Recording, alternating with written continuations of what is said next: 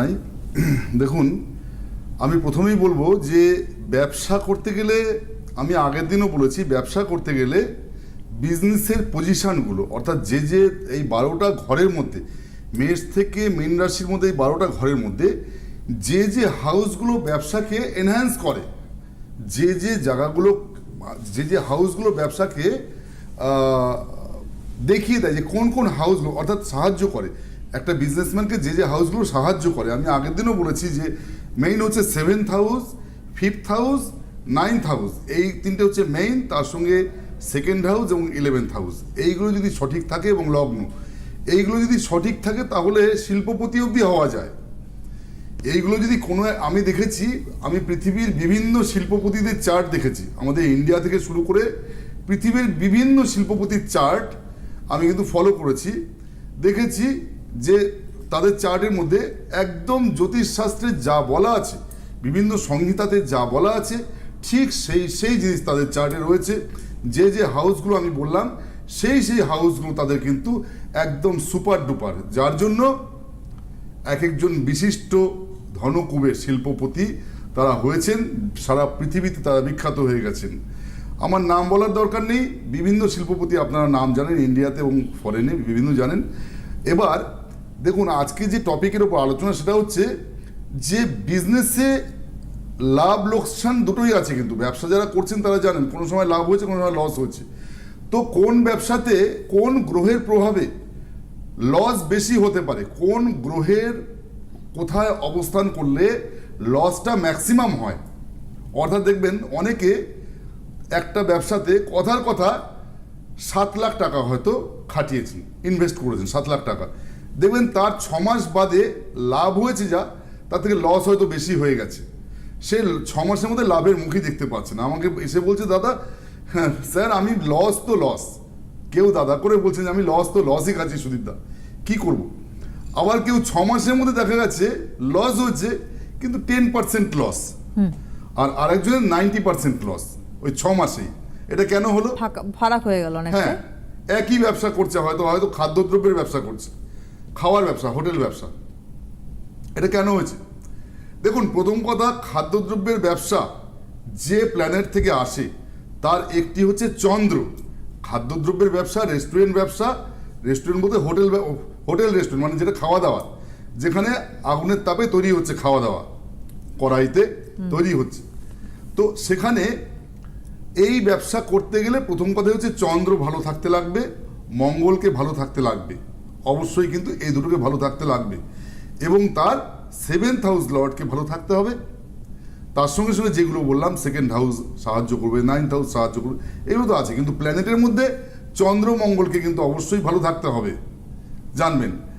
এবার আমাদের দ্বিতীয় যেটা জানতে হবে যে কোন প্ল্যানেটটা কার কি অবস্থায় থাকলে ব্যবসায় লস বেশি দেবে। যদি দেখা যায় কোনো ম্যালিফিক প্ল্যানেট, অর্থাৎ আমরা যেটাকে নৈসর্গিক পাপ গ্রহ বলছি, সেই নৈসর্গিক পাপ গ্রহ যদি দেখা যায় যে আদার্স কোনো পাপগ্রহের আন্ডারে থেকে দেখা যায় 7th হাউসকে নেগেটিভিটি দিচ্ছে, এবং তার 2nd হাউসে কোনো ম্যালিফিক প্ল্যানেটের প্রাধান্য রয়েছে, ম্যালিফিক প্ল্যানেটটা নেগেটিভ নক্ষত্রযুক্ত হয়ে আছে। পজিটিভ নক্ষত্রযুক্ত হলে কিন্তু বড় লস হবে না, যদি নেগেটিভ নক্ষত্রযুক্ত হয় তাহলে কিন্তু তার লস সর্বাধিক দেবে। কেন?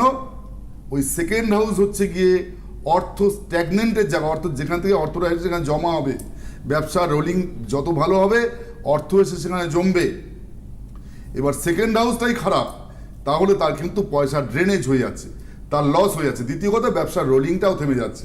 ব্যবসার রোলিং 7th হাউসে, ওই যে বললাম ম্যালিফিক প্ল্যানেট অপর কোনো ম্যালিফিক প্ল্যানেটের সংযোগে থেকে যদি নেগেটিভ নক্ষত্রযুক্ত হয়ে 7th হাউসকে দর্শন করে বা 7th হাউসে বসে থাকে, এবং সেই গ্রহের দৃষ্টি যদি 7th হাউসের ওপরে প্রকটভাবে হয়, বুঝতে পারলেন কি বললাম? যেমন রাহুর দৃষ্টি, রাহু যেখানটায় বসে সেখানটায় দর্শন করে না।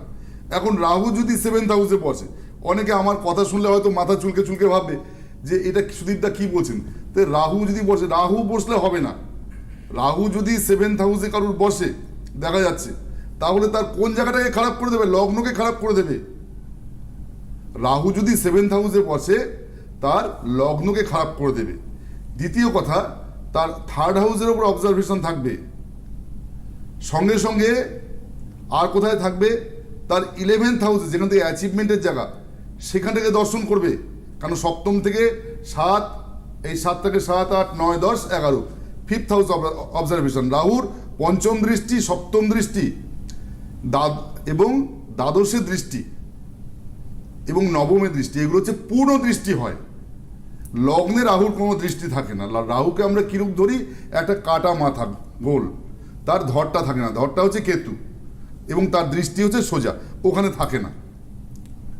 মানে যে ঘরে থাকছে সে ঘরেও দৃষ্টি থাকে না। না, সেখানে থাকে না। কারণটা হচ্ছে রাহুর মাথা দেখানোর জায়গা নেই।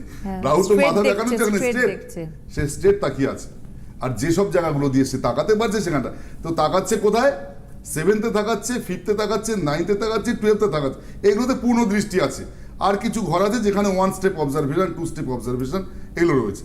তা এইখানে রাহু থাকলে হবে না। এইখানে যদি দেখা যায় নেগেটিভলি শনি আছে, স্যাটার্ন থাকলে ব্যবসা ভীষণ লস দেবে। সেকেন্ড হাউস যদি সেই ব্যক্তির শনির শত্রু হয়, সেকেন্ড হাউস, তাহলে শনি সেখানে নেগেটিভ নক্ষত্রে বসলে অর্থের নয়ছয় করে দেবে, ব্যবসা ভালো হবে না তার। বন্ধু রয়েছে 9th-এ যদি দেখা যায়, তার সঙ্গে যদি ভাগ্য বিড়ম্বনা যোগ থাকে, ভাগ্য বিড়ম্বনা যোগ বা দুর্ভাগ্য যোগ যেগুলো আমরা বলি, বা যদি নবমে যদি কারুর দেখা যায়, নবমে যদি কারুর মহাদারিদ্র দোষ থাকে, মহাদারিদ্র দোষ হচ্ছে শুক্র রবির দোষ, শুক্র রবির দোষ যদি নবমে থাকে, তাহলে জানবেন তাকে কিছুতেই ব্যবসায় উঠতে দেবে না। অর্থাৎ লস বড় আকারে লস খাবে। এইগুলো দেখিয়ে ব্যবসায় নামুন। যারা ব্যবসা করছেন, যাদের লসও হচ্ছে, তারা এই জায়গাগুলোকে ঠিক করে নেবেন। দেখবেন আপনার মনের মতো কোনো অ্যাস্ট্রোলজারের কাছে আপনারা গিয়ে দেখিয়ে নেবেন। আমি বলবো না আমার কাছে আসুন, আপনার যাকে ভালো লাগে এই জায়গাগুলোকে ঠিক করিয়ে নিন, দেখবেন আপনাদের ভালো হতে বাধ্য।